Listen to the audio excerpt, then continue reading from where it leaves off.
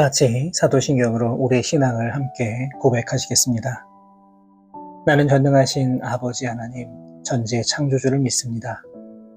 나는 그의 유일하신 아들, 우리 주 예수 그리스도를 믿습니다. 그는 성령으로 잉태되어 동정녀 마리아에게서 나시고 본디오 빌라도에게 고난을 받아 십자가에 못 박혀 죽으시고 장사된 지 사흘 만에 죽은 자 가운데서 다시 살아나셨으며 하늘에 오르시어 전능하신 아버지 하나님 우편에 앉아 계시다가 거기로부터 살아있는 자와 죽은 자를 심판하러 오십니다. 나는 성령을 믿으며 거룩한 공교회와 성도의 교제와 죄를 용서받는 것과 몸의 부활과 영생을 믿습니다. 아멘. 다 같이 찬송가 502장 빛의 사자들이여 함께 찬송하시겠습니다.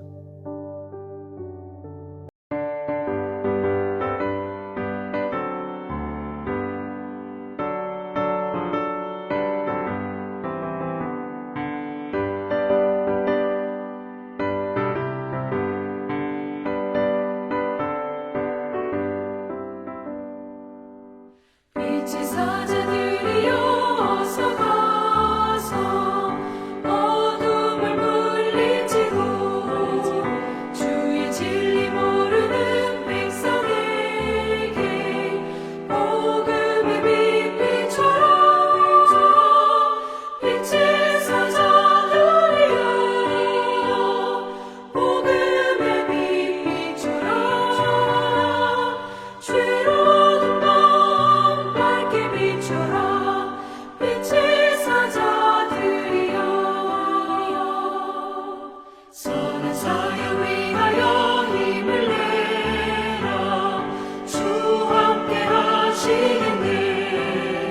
주의 크신 사랑을 전파하며 복음의 빛 비춰라. 빛의 사자들이여 복음의 빛 비춰라. 죄로운 밤 밝게 비춰라. 빛의 사자들이여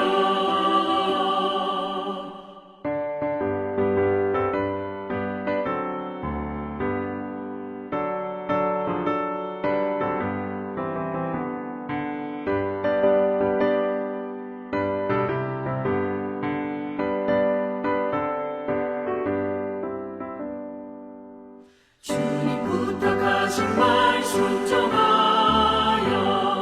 이 진리 전파하라. 산을 넘고 물 건너 힘을 다해 복음의 빛 비춰라. 빛의 사자들이여 복음의 빛 비춰라. 죄로운 밤 밝게 비춰라. 빛의 사자들이여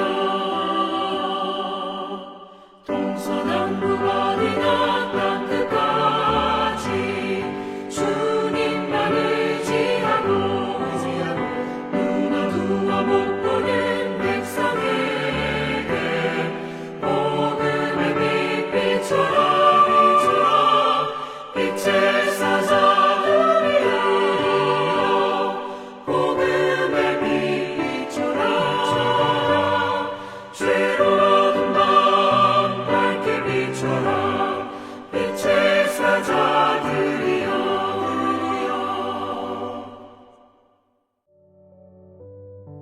오늘 우리에게 주시는 하나님의 말씀은 신약성경 요한복음 5장 1절에서 9절까지의 말씀입니다. 요한복음 5장 1절에서 9절까지의 말씀을 제가 받들어 봉독하겠습니다. 그 후에 유대인의 명절이 되어 예수께서 예루살렘으로 올라가시니라.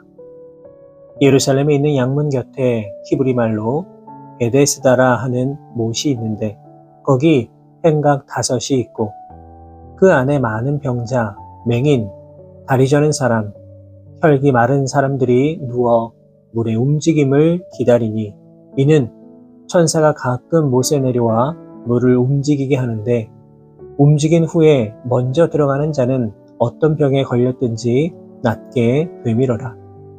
거기 38배 된 병자가 있더라. 예수께서 그 누운 것을 보시고 병이 벌써 오래된 줄 아시고 이르시되 내가 낫고자 하느냐? 병자가 대답하되 주여 물이 움직일 때에 나를 못에 넣어주는 사람이 없어 내가 가는 동안에 다른 사람이 먼저 내려가나이다. 예수께서 이르시되 일어나 내 자리를 들고 걸어가라 하시니 그 사람이 곧 나아서 자리를 들고 걸어가니라. 아멘. 오늘 본문에 기록된 말씀은 요한복음에 기록된 대표적인 기적에 관한 이야기입니다. 그런데 요한복음에는 예수님의 이러한 기적에 대하여 이 기적이라고 하는 표현이 아니라 표적이라고 기록하고 있습니다. 요한복음 2장에 나오는 갈릴리 가나의 혼인잔치의 기적에 대하여서 예수께서 이 첫 표적을 갈릴리 가나에서 행하여 그의 영광을 나타내심에 제자들이 그를 믿더라 이렇게 기록하고 있습니다. 영어로는 이 표적을 가리켜 사인이라고 합니다. 야구 경기를 보면 감독은 선수들에게 끊임없이 사인을 보냅니다. 선수들은 그라운드에서 감독의 사인을 보면서 자신이 무엇을 할지 어떻게 할지를 결정하게 됩니다. 이처럼 사인이라고 하는 것은 어떠한 방향을 가리키는 이정표와 같다고 말할 수 있습니다. 그렇다면 이런 표적을 통해 예수님께서 우리에게 보여주시고자 하는 것, 그것은 과연 무엇일까요? 그것은 바로 영혼을 구원하기 위함입니다. 이 표적을 통해 예수님을 믿지 않은 사람들이 예수님을 믿고 영생을 얻게 할 목적으로 이러한 표적을 우리에게 보여주신 것입니다. 그렇기 때문에 우리는 예수님께서 보여주신 그 여러 표적들을 바라보면서 이 사건을 통해 예수님을 믿지 않는 영혼들이 예수님을 믿고 영생을 얻는 것, 바로 여기에 초점을 두고 표적의 사건을 바라보려는 노력이 있어야만 합니다. 여러분, 이런 마음으로 오늘 본문을 한번 보시기 바랍니다. 오늘 본문의 사건이 일어난 때는 명절 기간입니다. 본문 1절을 보시면 그 후에 유대인이 명절이 되어 예수께서 예루살렘에 올라가시니라고 기록되어 있습니다. 학자들은 이 사건이 일어난 시기가 부림절 혹은 6월절 즈음이라고 추정하고 있습니다. 유대인들은 명절이 되면 여러 곳에서 흩어져 살던 이들이 예루살렘으로 모여듭니다. 그렇기 때문에 아마도 이 명절 기간으로 인하여서 예루살렘은 거대한 축제의 도시가 되어버렸을 겁니다. 맛있는 음식이 넘쳐나고 거리마다 흥겨운 음악 소리가 흘러나오며 사랑하는 이들과의 풍성한 만남으로 인해서 도시는 불야성을 이루고 있었습니다. 그런데 이러한 화려한 축제 속에서도 고독과 외로움에 사로잡혀 있던 이들이 있습니다. 이들이 어떤 사람들입니까?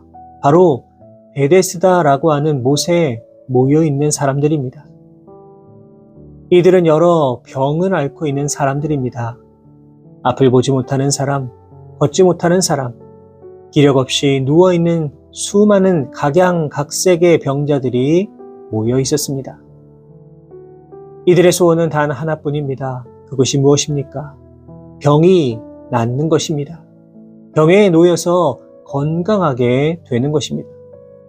왜냐하면 가끔 천사들이 내려와서 이 베데스다 못에 물을 움직이게 하는데 그때에 가장 먼저 들어가는 자는 어떤 병에 걸렸든지 무조건 낫는다는 그러한 전설이 있기 때문입니다. 이들은 언제 물이 움직일지는 모르지만 오직 다시 건강하게 되겠다라고 하는 그 일념 하나로 오늘도 그 못을 주목하여 보고 있었습니다. 그리고 이곳에 예수님이 오셨습니다. 그리고 예수님께서는 이 수많은 병자들 가운데 단 한 사람을 주목하십니다. 이 사람이 누구입니까? 무려 38년 동안 누워있던 사람, 걷지 못하여서 자기의 의지대로 아무것도 할 수 없는 사람, 가장 비참한 인생을 살아가고 있었던 사람, 바로 이 사람을 바라보셨습니다. 사랑하는 여러분, 바라보는 것은 너무나 중요합니다. 예수님을 모르고 방황하는 이들, 예수님 몰라 절망 속에 헤매이는 바로 그 사람들을 바라보는 것, 거기에서부터 전도는 시작됩니다. 바라보지 아니하고 그저 생각만으로, 그저 짐작만으로 우리가 영혼을 구원할 수는 없습니다. 그렇다면 우리는 지금 무엇을 바라보고 있습니까? 지옥을 향해 달려가는 그 수많은 영혼들 바라보고 계십니까? 여전히 죽어가는 영혼, 우리가 내미는 구원의 손길을 기다리고 있는 그 영혼을 여러분 바라보고 계십니까? 이제 예수님께서는 이 병자에게 물으십니다. 내가 낫고자 하느냐? 중요한 것은 예수님께서 이 병자의 마음을 이미 다 알고 계셨다는 겁니다. 본문 6절의 말씀을 보시면 예수께서 그 누운 것을 보시고 병이 벌써 오랜 줄 아시고 이렇게 기록되어 있습니다. 예수님은 이미 다 알고 물으신 겁니다. 이 사람이 여기에 얼마나 누워 있었는지, 얼마나 아픔의 시간을 겪었는지, 얼마나 고통과 절망의 시간을 겪었는지, 그리고 무엇을 원하는지 다 알고 있으셨던 것입니다. 그런데 이 질문에 대한 병자의 답이 무엇입니까? 본문 7절의 말씀입니다. 병자가 대답하되 주여 물이 움직일 때에 나를 못에 넣어주는 사람이 없어 내가 가는 동안에 다른 사람이 먼저 내려가나이다. 무슨 말입니까? 내가 낫고 싶어도 나을 수가 없다는 이야기입니다. 나도 내려가서 물에 들어가고 싶은데 누군가 나를 던져주기만 하면, 그래서 조금이라도 빨리 물에 들어가면 나을 수 있는데 이젠 그런 소망조차도 없다는 외침입니다. 그런데 바로 이런 마음을 가진 이에게 예수님은 내가 정녕 낫고자 하느냐 이렇게 물으십니다. 여러분, 이 말씀에 담겨있는 의도가 무엇이겠습니까? 너 아직 포기하지 않았지? 너 아직 나올 수 있다는 희망을 가지고 있는 거지? 라고 하는 질문입니다. 분명히 병자는 소망을 포기했던 사람입니다. 병이 나을 것이라는 것은 생각조차 하지 않았던 사람입니다. 그저 그렇게 사는 것이 내 인생이다 이렇게 생각했던 사람입니다. 그런데 예수님의 질문이 바로 사라졌던 이 소망을 다시금 생각나게 한 것입니다. 예수님의 이 질문은 분명 38년 동안 희망 없이 살아왔던 이 병자의 내면에 깊은 울림이 되었습니다. 그래, 나도 낫고 싶어. 나도 새로워지고 싶어. 나도 소망을 가지고 살고 싶어 라고 하는 마음을 가지게 하였습니다. 여러분, 이것이 바로 성령의 역사입니다. 우리가 복음을 전할 때에 성령께서 반드시 역사하십니다. 여러분, 전도는 정말 사소한 그 말 한마디부터 시작이 됩니다. 영혼을 불쌍히 여기고 그들에게 던지는 말 한마디가 그들의 인생을 바꾸고 삶을 바꾸는 놀라운 역사가 일어나게 되는 겁니다. 그리고 이 놀라운 역사가 드디어 38년 된 병자에게 일어났습니다. 본문 8절과 9절의 말씀입니다. 예수께서 이르시되 일어나 내 자리를 들고 걸어가라 하시니 그 사람이 곧 나아서 자리를 들고 걸어가니라. 예수님께서는 내 자리를 들고 걸어가라 말씀하셨고 이 사람이 곧 나아서 걷게 됩니다. 성경에는 아주 간단하게 표현되어 있지만 이것은 실로 엄청난 사건입니다. 여러분 아시겠지만 다리에 깁스를 하고 몇 주만 있어도 잘 걷지를 못합니다. 나름 재활의 시간을 거치고 난 다음에야 정상적으로 걸을 수 있습니다. 그런데 이 사람은 무려 38년입니다. 38년 동안 한 번도 걷지를 못했으니 이 다리의 근육이, 다리의 신경이 정상일 리가 없습니다. 그런데 이 사람이 한 번에 일어나 걸었습니다. 어떻게 이렇게 된 것입니까?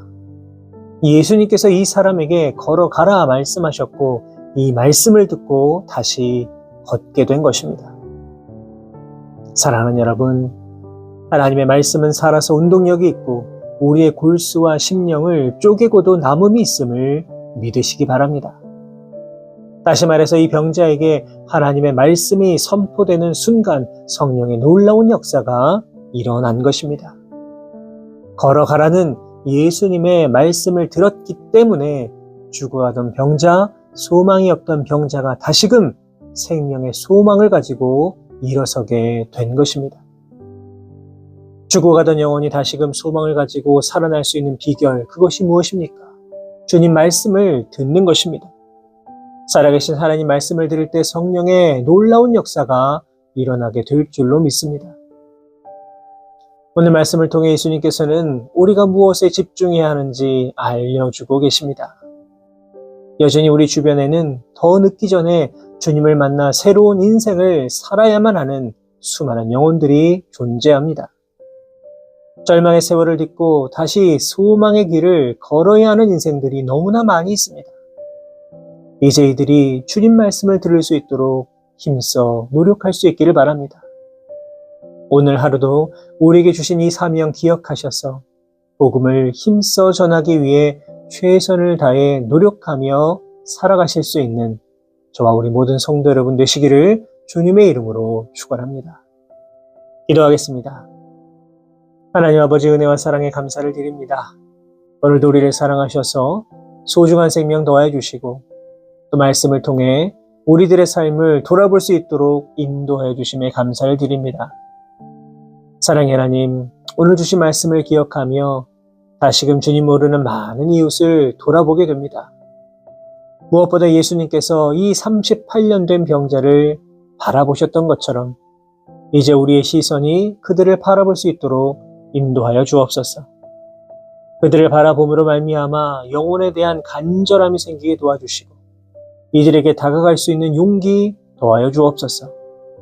특별히 예수님께서 내가 낫고자 하느냐 물으시면서 이 간절한 소망을 다시금 일으켜 주셨던 것처럼 이제 우리도 그들에게 나아가 담대히 복음을 전함으로 말미암아 구원의 소망을 가질 수 있도록 이끌어낼 수 있는 우리 모두가 되게 하여 주옵소서. 이 모든 말씀 우리 주님 예수 그리스도의 이름으로 기도하옵나이다. 아멘.